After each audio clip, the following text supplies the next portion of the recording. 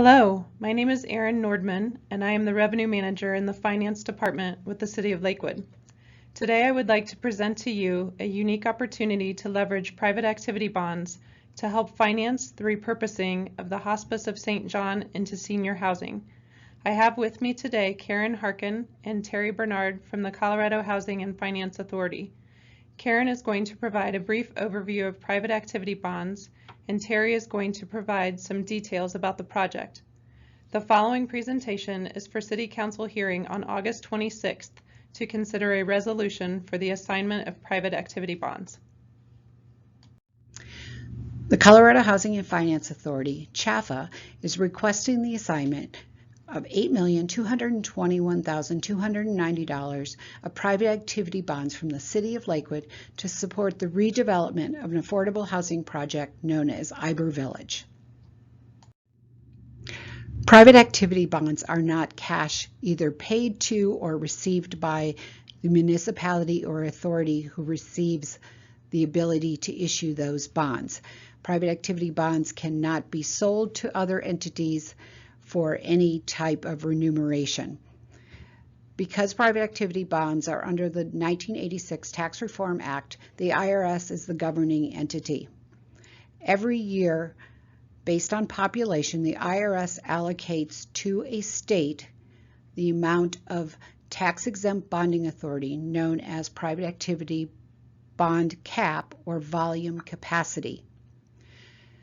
The Department of Local Affairs for the state is the administrator of the private activity bond program. Under state statute, the volume capacity or cap is divided amongst eligible cities and counties, and we'll look at that in just a moment. Tax-exempt bonds are issued for privately developed properties, which can be multifamily or single-family mortgages, or they can be light manufacturing projects. The municipalities or authorities who issue the bonds have no obligation to repay the investors. Typically, the investors that buy these bonds are banks, but they don't have to be banks. The underwriters who are working on these particular projects use the investors who bought the bonds. They use that money, called bond proceeds, to make a loan to the project. As the project repays the loan that they received, the investors are now repaid. Because the bonds are tax exempt, the investors who purchase the bonds do not have to pay taxes on the interest that they've earned on those bonds. This results in a lower cost loan to a project. Private activity bonds are critical to make affordable rental housing projects eligible to receive the non-competitive 4% low-income housing tax credit, also known as LIHTC. It's important for Lakewood to adhere to the dates that are critical for pursuing an assignment or an issuance of bonds. In this particular situation, we are requesting that Lakewood assigns their private activity bond cap to CHAFA for Eiber Village. The request to City Council is scheduled for August 26th. All of the documents required, of which there are 3, to assign this cap to CHAFA must be completed before September 15th. Part of the 3 documents necessary for the assignment include a council resolution, which must also be done by September 15th. CHAFA has 3 years in which to issue the bonds related to this assignment. The subject project of this request is known as Eiber Village at Garrison Station. It's located at 1310 to 1325 Everett Court. It's previously the Hospice of St. John site.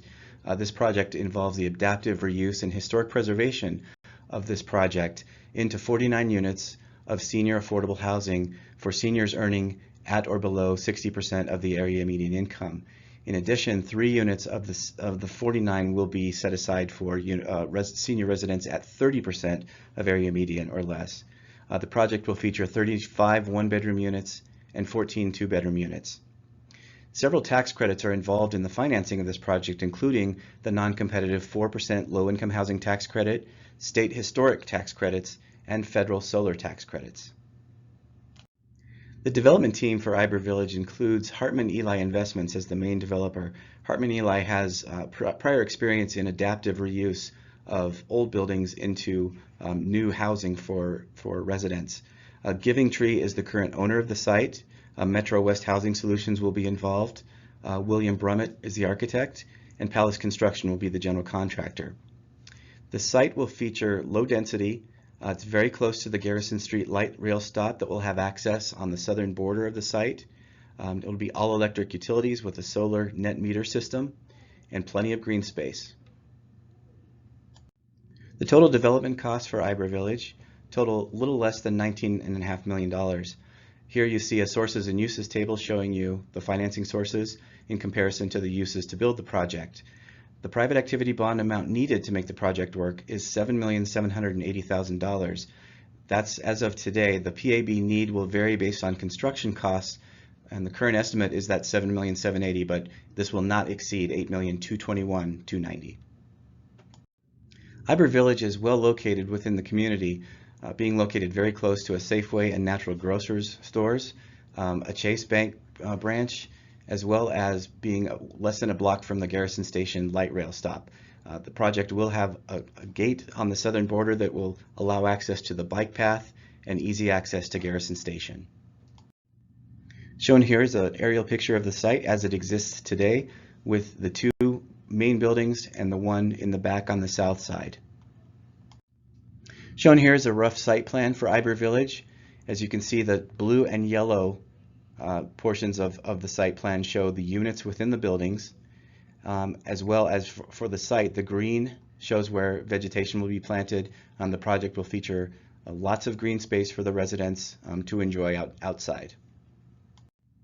This has been a presentation for the City Council hearing to consider a resolution for the assignment of private activity bonds. If you have any questions or comments, you may submit them here at lakewoodspeaks.org or in person at the hearing on August 26th.